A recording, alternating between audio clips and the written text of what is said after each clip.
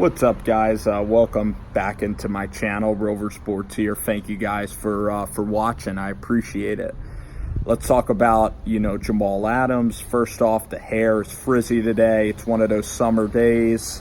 Really fun summer day, but yeah, the hair is going to be frizzy. That's what you're going to get in the humidity, and that's what you're going to get in this video.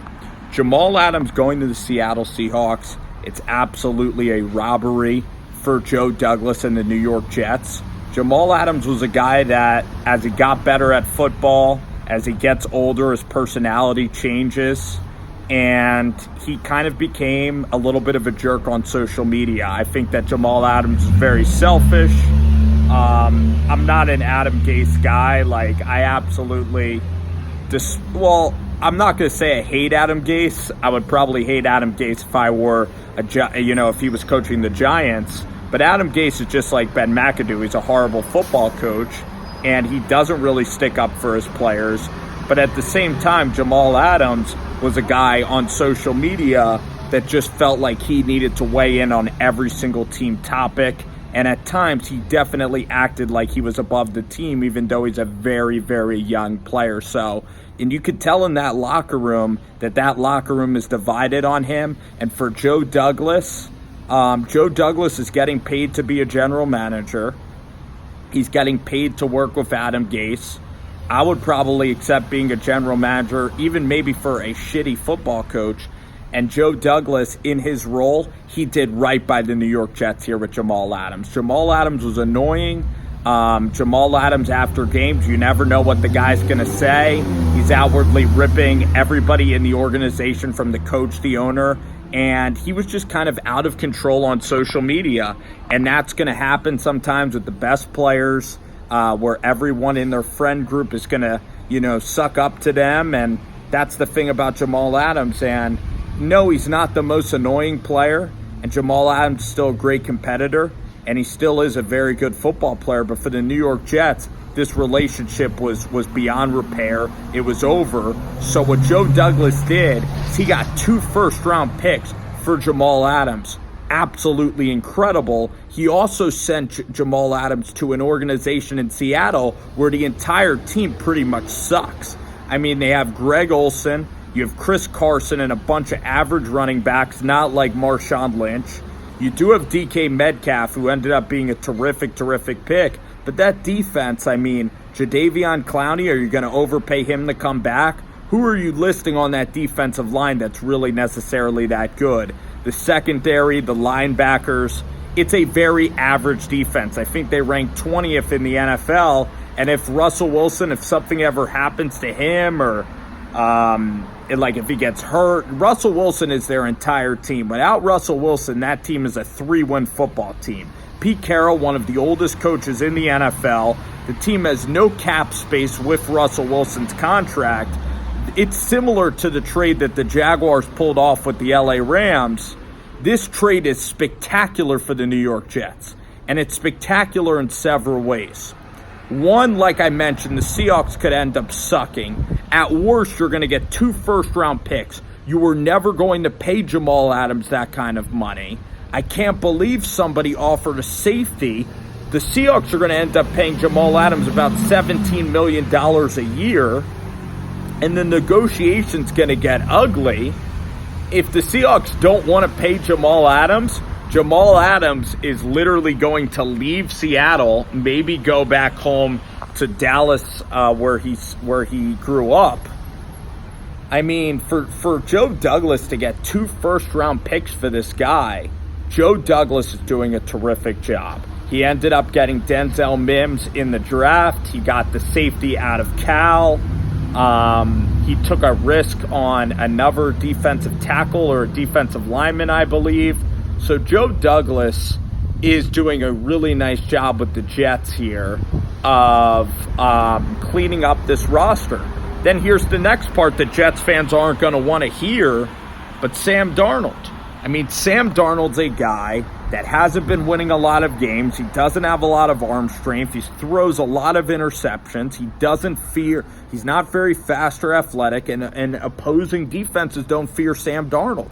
If Darnold ends up tanking and Darnold ends up doing poorly, now you have 2 first-round picks as ammunition to go get Trevor Lawrence, to get Kyle Trask, to get Spencer Rattler, to get Skylar Thompson, to get the kid from North Dakota State, that kid Trey Lance. So the Jets now have a shit ton of options with this trade. I was astonished, and the Seahawks are going all in on they're in purgatory. They're paying a quarterback a lot of money.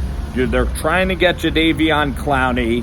Their drafting is flat out weird, and the Seattle Seahawks are just a wild card team. They're not better than San Francisco. They're not going to be better than the Minnesota Vikings in the NFC. You look at the Saints and even the Bucs. I think the Bucs are even a better team than Seattle. And it's just Russell Wilson and playing in Seattle. And Pete Carroll, he always keeps games really close. He runs the football. It's Russell Wilson. Carroll can coach defense. Jamal Adams, his first year with Russ, maybe they go to the playoffs. So that pick is going to be like in the 20s, but who the heck knows about next year? And still, you're getting a first-round value. I mean, Jamal Adams, the Jets could have kept him around. He could have sank the team even more and sank the coaching staff. You would have got nothing for him. So this was absolutely a home run by Adam Gase and by Joe Douglas. I don't like the Seattle Seahawks and their roster building. They're paying Russell just a crazy amount of money. Their running backs aren't good. Their offensive line is not where it needs to be. Defensively, it's an old, random assessment of guys that are just getting thrown into the mix. I mean, the way that the 49ers have their team, even the Rams have, I believe Sean McVay is a better football coach than Pete Carroll. Even though Carroll's won championships, I think Sean is more dynamic as a coach. You got the Cardinals that are not an easy team to beat. In fact, the Cardinals went up to Seattle and beat the Seahawks last year. So for this Jets team, I mean, it could be an 8-8 Seattle team. You could get pick 16 in the draft. And the Jets need so much help. The offensive line's a mess. The receivers are messes. Le'Veon Bell is older. Le'Veon Bell, too, sticking up for the New York Jets and taking on Jamal Adams. Le'Veon Bell getting big points with Jets fans, sinking his teeth into this organization. And I actually really respect Le'Veon Bell for kind of like defending the Jets because Jamal Adams just trashes them.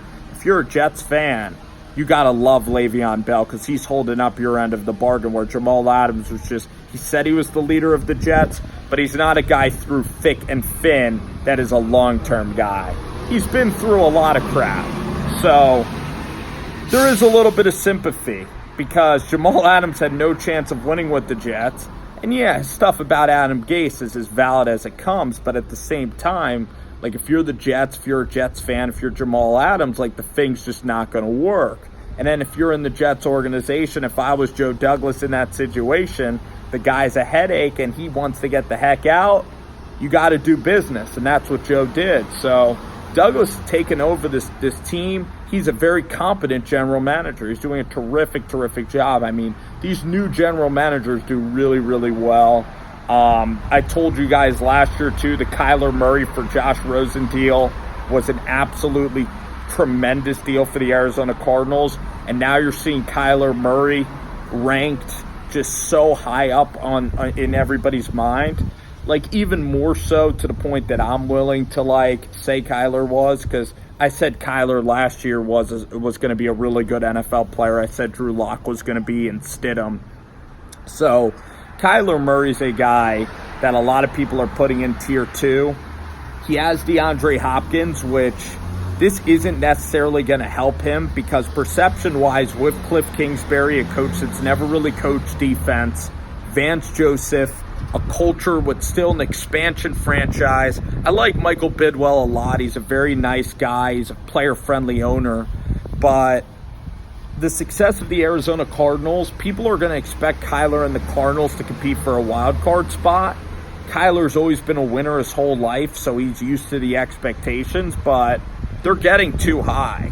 Kyler was inconsistent last year. Kyler can be a good quarterback in this league, but through the first 7 games, the Cardinals are getting blown out. Like Carolina and Kyle Allen, they went to Arizona and blew out the Cardinals. Seattle went to Arizona, blew out Arizona. Kyler found his footing late, but it was kind of like an up and down season for Cliff and for Kyler Murray. So, again, I think that the NFL media is overrating Kyler Murray, certainly. And that's coming from a guy that was saying how good of a decision it was for him to go to the NFL, a guy that was a fan of him at Oklahoma, who said absolutely he can be a number 1 overall pick, that's no problem. The NFL just jumps in the fan bases and trends, they just jump in just crazy ways with quarterbacks. Drew Lock, Josh Allen, and Jimmy Garoppolo, way too far down on these quarterback tiers lists. You could find this tiers list on The Athletic. Jimmy Garoppolo, people rate in the NFL as a tier 3 quarterback. Jimmy Garoppolo is 21-6 overall in his career. Went 12-4, went to a Super Bowl. I know he had a very good defense, but during the regular season, he got in the shootouts and needed to win games. Beat New Orleans when the defense was crap. Beat the LA Rams when the defense was average. Beat the Arizona Cardinals in both games with game-winning drives in the past 2 minutes of these games. I mean, do you really think that defense played that great in Arizona on that Thursday night when Kyler Murray sliced right through him? I mean, Jimmy Garoppolo, it's not like he's just taking the team back. It's not like he's holding them back. They look at the Super Bowl. People only care about that game, just like Jared Goff. They're only going to view a guy for a Super Bowl. Then they're going to view San Francisco based on how they beat Minnesota, based on how they beat the Green Bay Packers, and they'll blame Jimmy Garoppolo for the fact that the team was playing so well when no quarterback in their right mind is going to lose a game like that. They view Stafford higher than Garoppolo, but Stafford, even though Stafford is a guy who has a bigger arm than Jimmy G and who has maybe more arm talent, Stafford's going to make a terrible interception. He doesn't have the heart and leadership and intangibles of Jimmy Garoppolo, and he's never elevated Detroit. And Matt Stafford was up double-digit points on the Dallas Cowboys in a playoff game. The guy does not know how to close. He does not know how to make a big throw. The guy doesn't know how to play with momentum. The guy has no feel for the ebbs and flows of a football game. He doesn't know how to win. He doesn't know how to make a big third down throw.